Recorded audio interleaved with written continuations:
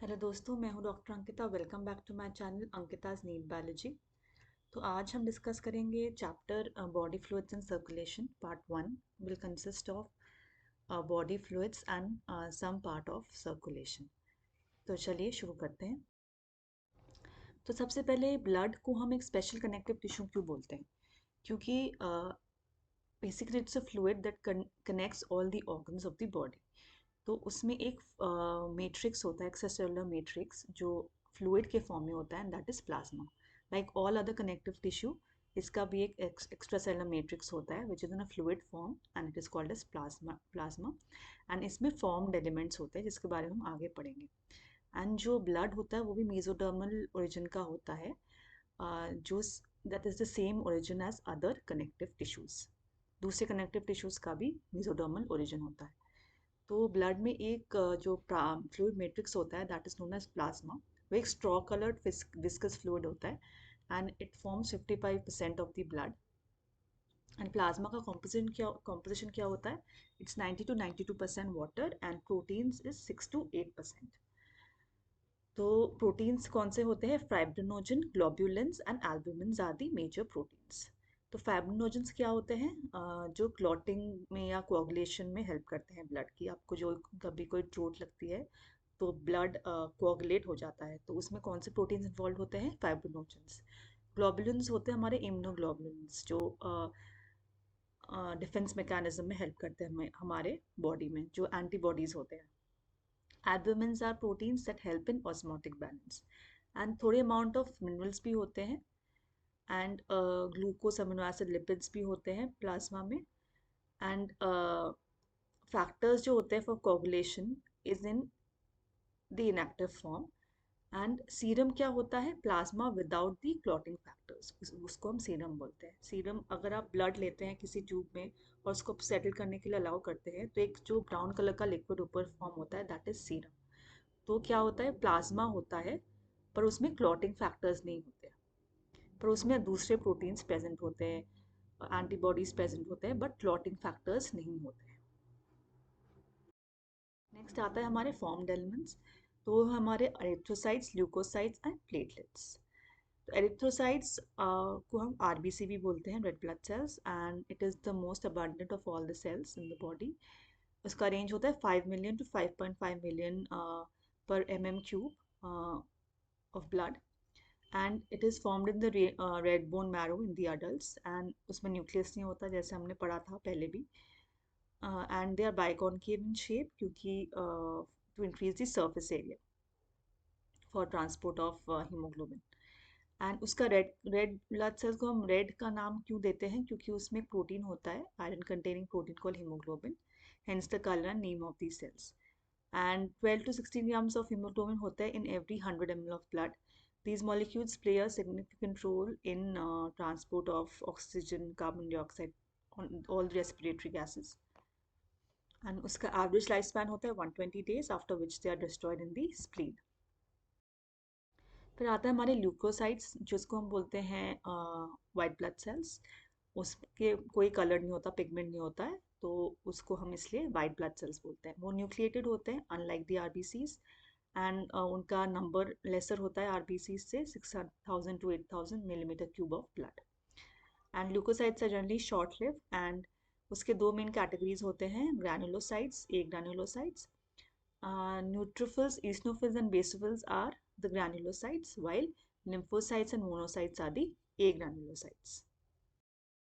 तो इनको हम ग्रैनुलोसाइट्स क्यों बोलते हैं? क्योंकि इनके साइटोप्लाज्म में ग्रैन्यूल्स लाइक स्ट्रक्चर होते हैं, इनको हम ग्रैनुलोसाइट्स इसलिए बोलते हैं। ए ग्रैनुलोसाइट्स में ये स्ट्रक्चर्स प्रेजेंट नहीं होते। तो बेसोफिल का नाम का मतलब क्या होता है? मतलब दे हैव अ फिल, मतलब loving, so they have a loving for basic diets. तो इसलिए ये बेसिक डाइट से ज़्यादा ये लोग अफिनिटी रखते हैं। Neutrophils, they have affinity for both acidic and basic dyes, इसलिए न्यूट्रल डाइट, तो इसलिए न्यूट्रोफिल नाम पड़ा इसका। And eosinophil, they have affinity for the dye eosin, एक नाम होता है डाई का इओसिन, तो उस डाई के नाम से इसका नाम पड़ा है। तो इनका फंक्शन क्या होता है? Basically basophil secrete histamine, serotonin, heparin, etc., and involved in inflammatory reactions. तो ये एलर्जिक रिएक्शंस में भी सिक्रीट होते हैं ये सब चीज़ें, तो उसका रोल बेसोफिल्स का रोल इसी में होता है. Neutrophils are phagocytic cells which destroy foreign organisms entering the body. And eosinophils क्या होता है, इन्फेक्शन को रेजिस्ट करते हैं and they are also associated with allergic reactions. तो न्यूट्रोफिल्स का परसेंटेज सबसे ज़्यादा होता है हमारे बॉडी में. फिर ईसनोफिल का आता है एंड बेसोफिल्स का सबसे कम होता है हमारे ब्लड में. तो ये क्वेश्चन आ सकता है आपका. एक तो फंक्शंस के बेसिस पे मैच द फॉलोइंग आ सकता है कि किसका कौन से ब्लड वाइट ब्लड सेल का क्या फंक्शन है एंड उनका परसेंटेज क्या है हमारे ब्लड पे. एंड मोनोसाइट और लिम्फोसाइट को हम ए ग्रैनुलोसाइट्स बोलते हैं. लिम्फोसाइट दो टाइप के होते हैं, B cells and T cells. तो उन बी सेल्स जो होते हैं दे प्रोड्यूस एंटीबॉडीज और plasma cells, and T lymphocytes का इम्यून डिफेंस में फंक्शन है. एंड मोनोसाइट ब्लड में हम मोनोसाइट बोलते हैं एंड टिश्यूज में ये सेम सेल का नाम हो जाता है मैक्रोफेजेस. तो इनका भी इम्यूनिटी में रोल है. आगे बढ़ते हैं हम. प्लेटलेट्स को हम थ्रोम्बोसाइट्स भी कहते हैं. तो ये किससे प्रोड्यूस होते हैं, megakaryocytes which are special cells in the bone marrow. तो ये ब्लड में नॉर्मली 1,50,000 to 3,50,000 प्लेटलेट्स होते हैं. एंड इनका फंक्शन क्या होता है, कोगुलेशन और क्लॉटिंग ऑफ ब्लड. तो फिर हमारा जो ब्लड ग्रुपिंग सिस्टम होता है इसको हम एबीओ ब्लड ग्रुपिंग बोलते हैं. तो इसका बेसिस क्या होता है, हमारे आरबीसीज के सरफेस पे दो एंटीजेंस हो सकते हैं, ए और बी. तो ये एब्सेंट भी हो सकते हैं, प्रेजेंट भी हो सकते हैं, या सिर्फ ए प्रेजेंट हो सकता है या बी प्रेजेंट होता है या दोनों प्रेजेंट होते हैं या एब्सेंट ही होते हैं. और प्लाज्मा भी जो होता है ऑफ डिफरेंट इंडिविजुअल्स, उनके वहाँ प्लाज्मा में भी दो नेचुरल एंटीबॉडीज प्रेजेंट होते हैं. तो उस बेसिस पे ये एबीओ ब्लड ग्रुपिंग होता है. तो ब्लड ग्रुप ए जो होता है उस पर कौन से एंटीजेंस होंगे, ए एंटीजन, एंड एंटीबॉडीज क्या होगा, एंटी बी. तो एंड बी में भी सिमिलरली एंटीजन कौन सा होगा, उसका अपना B antigen, and antibodies anti A. A B में दोनों एंटीजेंस होंगे बट एंटीबॉडीज कोई भी नहीं होंगे. एंड ओ में एंटीजेंस एब्सेंट होंगे एंड एंटीबॉडीज क्या होंगे, anti A and anti B. तो ओ नेगेटिव को हम, नेगेटिव मतलब कहाँ से आता है, आर एच फैक्टर से. आर एच फैक्टर अगर नेगेटिव होता है, आर एच एंटीजन अगर हमारे ब्लड में नहीं होता है तो हम उसे ओ नेगेटिव कहेंगे. अगर आर एच एंटीजन प्रेजेंट है तो हम कहेंगे ओ पॉजिटिव. तो जो ओ नेगेटिव होता है दैट्स द यूनिवर्सल डोनर. तो जो इसका ब्लड ग्रुप अगर ओ नेगेटिव है किसी को भी अपना ब्लड डोनेट कर सकता है. क्यों, क्योंकि उसके आरबीसीज पे कोई एंटीजेंस नहीं होते. तो जब वो ब्लड हम किसी को ट्रांसफ्यूज करते हैं तो वो जो रेसिपिएंट है उसको अगर ओ ब्लड ग्रुप मिल रहा है तो क्योंकि उस पर कोई एंटीजेंस ही नहीं है तो वो कोई एंटीबॉडी फॉर्म ही नहीं करेगा उसके अगेंस्ट. तो इसलिए ओ नेगेटिव को हम यूनिवर्सल डोनर कहते हैं. And A B positive is universal recipient.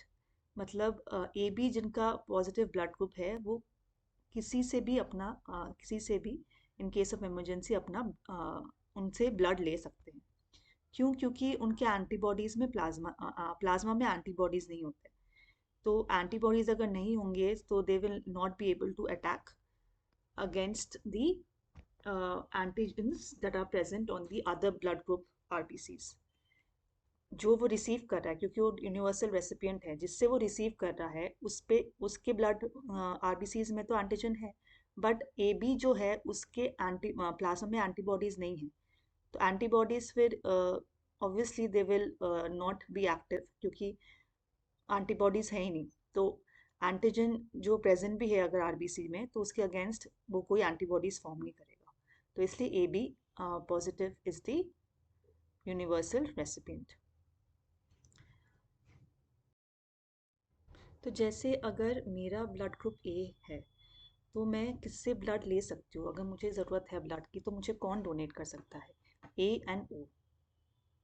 क्योंकि ओ पे कोई एंटीजेंस नहीं है आरबीसी पे तो मैं ओ का ब्लड एक्सेप्ट कर सकती हूँ. क्योंकि फिर मेरा ब्लड में एंटीबॉडीज फॉर्म नहीं होंगे अगेंस्ट ओ. बी अपना तो अगर कोई बी है तो वो किससे ले सकता है ब्लड? बी से तो ले सकता है, ओ से भी ले सकता है, क्योंकि ओ पे कोई एंटीजन ही प्रेजेंट नहीं है। एंड ए बी जो है वो किससे ले सकता है? वो यूनिवर्सल रेसिपिएंट है, तो ए बी से तो ले सकता है ऑब्वियसली, और A B and O individual भी उनसे भी ले सकता है, क्योंकि उसके ब्लड में, प्लाज्मा में कोई एंटीबॉडीज नहीं है against all the antigens. And O blood group जो है वो सिर्फ ओ से ही ले सकता है, क्योंकि उसके प्लाज्मा में एंटीबॉडीज है अगेंस्ट ए एंड बी, तो फिर रिएक्शन इंड्यूस हो सकता है, तो इसलिए वो सिर्फ ओ से ही ले सकता है। तो इस पे क्वेश्चन आ सकता है कि कंपैटिबिलिटी पे पूछ सकते हैं कि कौन सा ब्लड ग्रुप किससे कंपैटिबल है, एंड ए ब्लड ग्रुप में जैसे कौन से एंटीजेंस प्रेजेंट है, कौन से एंटीबॉडीज प्रेजेंट है। तो अगर ये आप लॉजिकली याद रखेंगे तो ये इजी है याद करना, वैसे कंफ्यूजिंग लगता है टेबल देखकर। तो फिर आता है हमारा आर एच ग्रुपिंग।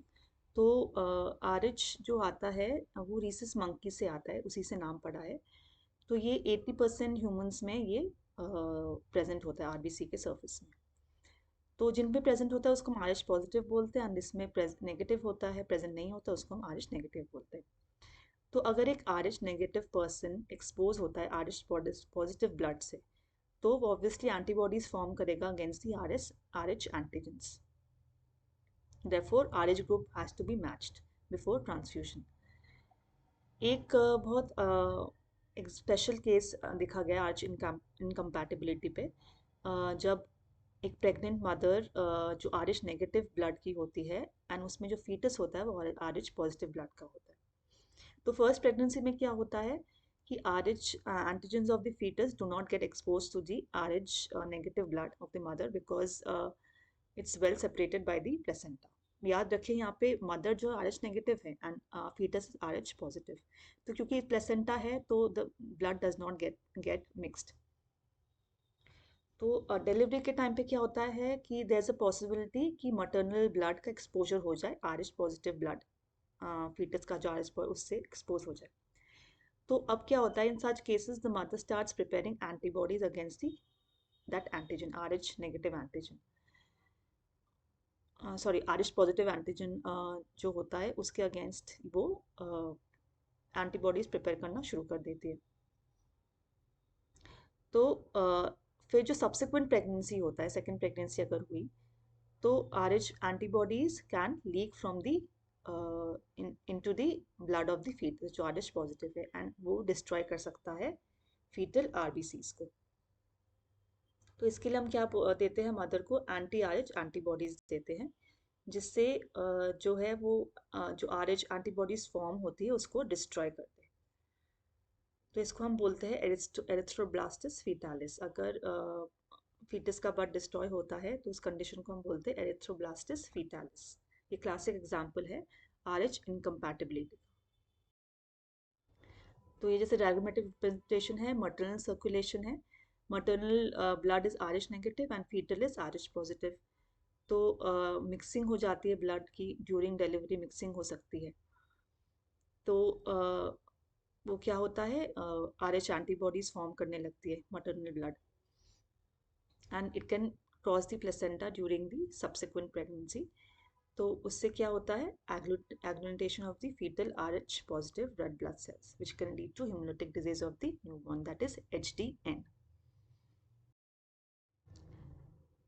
तो एक इंटरस्टिशियल फ्लूइड क्या होता है? जब ब्लड कैपिलरीज के थ्रू फ्लो करता है तो उससे कुछ water, some amount of water, nutrients, gases and small dissolved substances move out of space between the cells.